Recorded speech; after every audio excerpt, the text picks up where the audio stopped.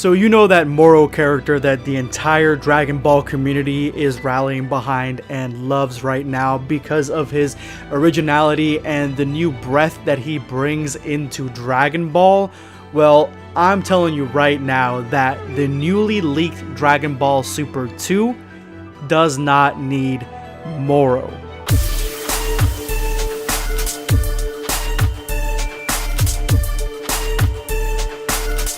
Know your place, worm.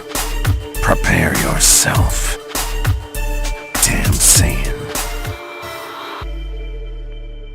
Ever since Geekdom 101 leaked the release of Dragon Ball Super 2 for July, the entire community has been wondering what is going to be in the new arc.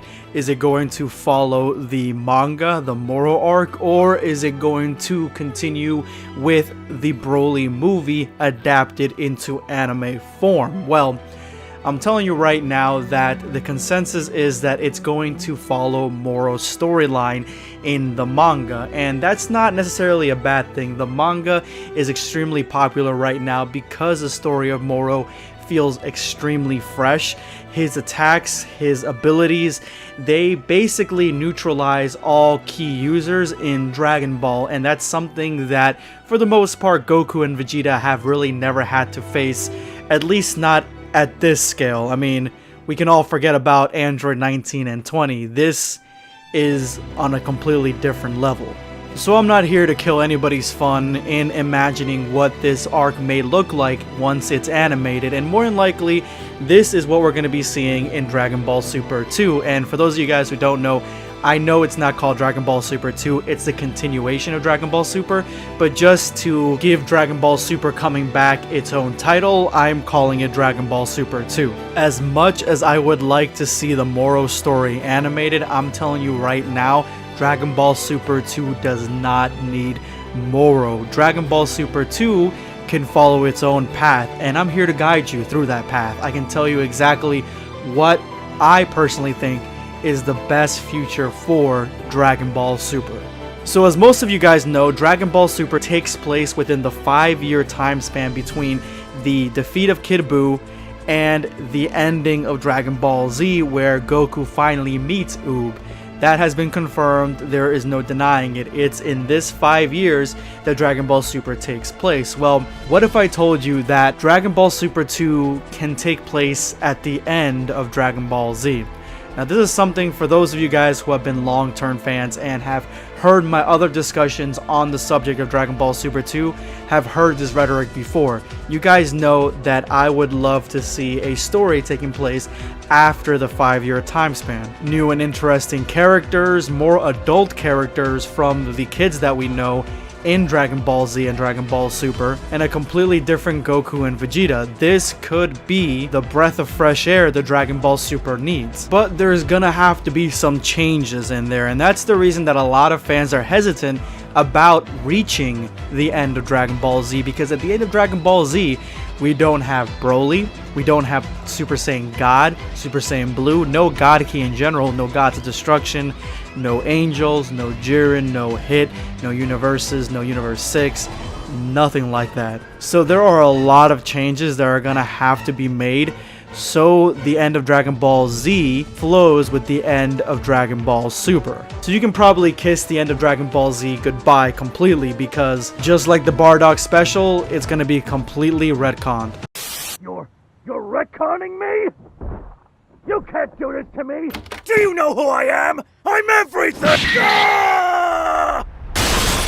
Expect your unemployment check in the mail. They retconned you as well, huh? Yeah.